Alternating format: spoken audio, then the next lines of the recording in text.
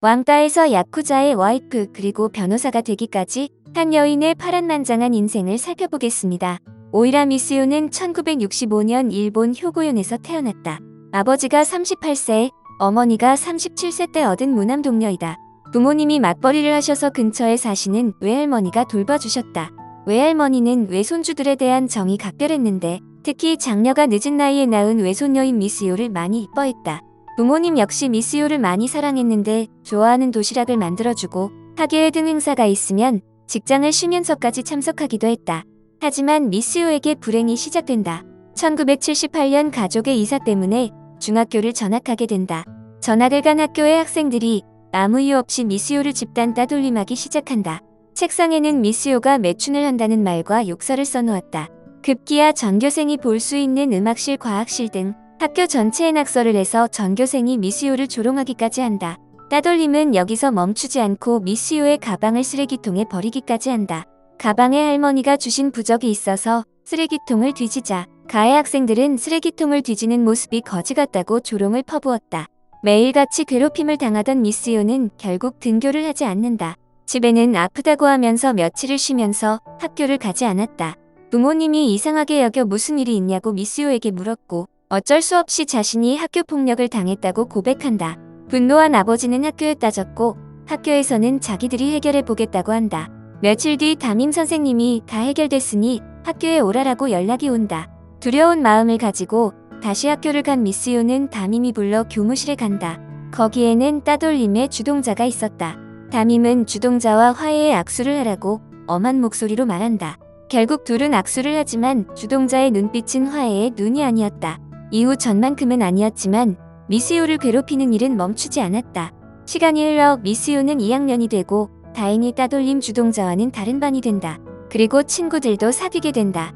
하지만 친구라고 믿었던 이들에게 배신을 당한다. 미스요는 친구들에게 자신이 신경통을 앓고 있고 좋아하는 사람이 있다는 등 비밀들을 친구들에게 말을 한다. 하지만 친구들은 비밀들을 듣고 비웃었다.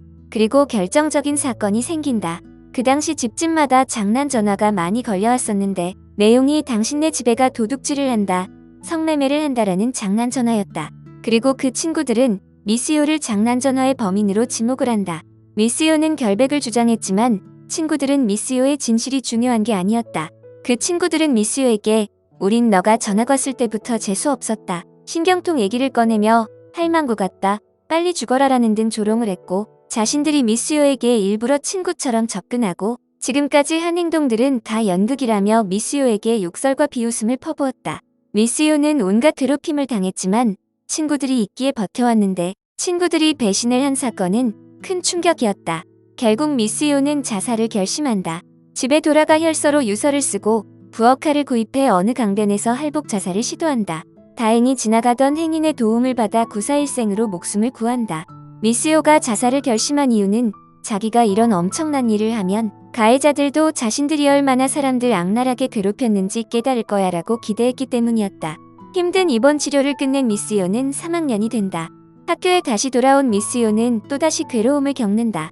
학생들은 미스요에게 제 취미는 할복이래라며 비꼬았고 2학년 때 담임이 3학년 때도 담임이었던 선생은 이 소리를 듣고도 별 신경을 쓰지 않는다. 그리고 미스요가 받고 있던 정신과 치료를 두고 정신병자 취급하면서 비웃거나 무시를 한다. 급기야 제대로 죽지도 못한 년이라는 막말까지 듣는다. 자살 기도 후 미스요는 절대로 그 학교로 돌아가고 싶지 않다고 부모님에게 말을 한다. 하지만 부모님은 아직 2학년이고 다른 학교에 가도 괴롭힘을 당할 수 있으니 지금 이 학교에서 해결을 하고 다시 시작하라는 말을 하면서 학교에 가길 강요했다. 어쩔 수 없이 계속 이 학교에 다녀야 했던 미스요는 탈선의 길로 빠지게 된다. 학교를 자꾸 빼먹고 혼자 밤거리를 방황하던 미스요는 폭주족 친구들을 만나 삐뚤어지기 시작한다. 수업도 제대로 듣지 않아 고등학교 진학이 불가능할 정도로 성적이 떨어진다. 그러던 중 단골 미용실의 미용사 언니를 보고 미용사라는 직업에 대해 관심을 갖기 시작한다. 큰 마음을 먹고 미용 공부를 한 미스요는 미용 전문학교에 합격을 해 학교에 가서 담임 선생님한테 합격 통지표를 보여준다. 하지만 담임이라는 사람은 노랗게 염색한 미스요의 머리를 보고 그 양아치 같은 꼬락서니로 네가 뭘 하겠어라는 말을 했고 부모님의 반응도 비슷했다. 다시 한번 큰 상처를 받은 미스요는 폭주족 친구들과 온갖 비행을 저지르고 유치장을 드나들면서 더욱더 삐뚤어진다. 급기야 폭주족 친구가 오토바이 사고로 죽자 그 원인을 할복 자살 경험이 있는 미스요에게 돌렸고 거기서도 따돌림 당하자 폭주족 친구들에게 도망친다. 결국 미스요가 간 곳은 야쿠자의 세계였다. 그리고 야쿠자 두목과 결혼하기까지 한다. 그때 미스요의 나이는 16세였다. 야쿠자가 되려면 문신을 해야 했는데 미성년자였던 미스요는 부모님의 허가가 필요했다. 허가 도장을 받기 위해 부모님을 찾았고 허락을 해주지 않자 부모님을 때리고 강제로 도장을 찍는다. 결국 등에 문신을 하고 야쿠자의 세계에 들어온 미스요는 이쪽 생활도 순탄치가 않았다. 어린 나이에 사모님이랍시고 앉아있다며 무시와 조롱을 받았고 걱정해주던 외할머니마저 돌아가시자 엄청난 절망감에 빠져 모든 게 지겨워져서 남편과도 결혼 6년 만에 이혼하게 된다. 그 후 클럽에서 호스티스로 일하다가 우연히 아버지의 지인인 히로사부로를 만난다. 히로사부로는 망가져버린 미스요를 보고 안타까워하며 갱생을 위한 설득을 하기 시작한다. 미스요는 그의 꾸짖음을 처음에는 받아들이지 않았지만 계속된 설득에 그의 마음을 이해해주고 갱생을 하기 위해 노력을 한다. 당시 미스요는 중학교 1학년 수준의 지적 상태였는데 필사의 노력을 한 끝에 공인중개사에 이어 법무사 시험에도 합격을 한다. 그리고 사법시험까지 도전을 한다. 사법시험을 위해 통신대학 법학과까지 입학하게 되고 29살의 나이에 사법시험에 합격하고 변호사의 길에 들어선다. 그 후 연을 끊고 지냈던 부모님과도 화해를 한다. 부모님은 자신들의 잘못을 깨닫고 미스요를 바른 길로 인도해준 히로사부로에게 미스요를 악녀로 받아달라고 한다. 이 부탁을 받아들여 미스요는 히로사부로의 양녀가 되고 성씨도 니시무라에서 오이라로 바꾼다. 그 후로 자서전인 그러니까 당신도 살아라는 책을 펴낸다. 이 책은 일본에서 260만 권이 팔린다. 신드롬급으로 데이트를 쳤고 책 속에 등장하는 가해자들도 누군지 밝혀진다. 이 일로 회사에서 해고당하거나 이혼까지 당한 사람들도 있었다. 가해자들은 미스요의 앞에 나타나 사과를 한다. 가해자들은 우리 예전에 친구였지?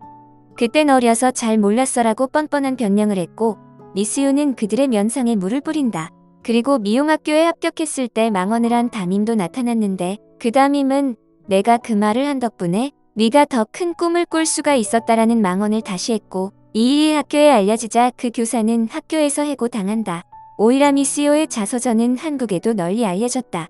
시사 매거진 2580에 출연하며 한국의 비행 청소년 계도와 지원에 대한 조언을 했고 소년원에 간 원생들과 학부모, 지도위원들 앞에서도 한국어를 사용해가며 강연도 했다. 2003년에는 여성 최초로 오사카시 부시장까지 된다. 2006년 결혼도 하고 딸인 하루카를 낳았는데 하루카는 다운 증후군인데다 심장에 이상을 가진 아기였다. 하지만 절망하지 않고 하루카를 기르며 하루카에 대한 사랑이 듬뿍 담긴 육아일기 및 자신의 이야기가 담긴 오늘을 산다란 책을 펴냈다. 그 책에는 알츠하이머가 걸린 어머니의 이야기도 실려있다.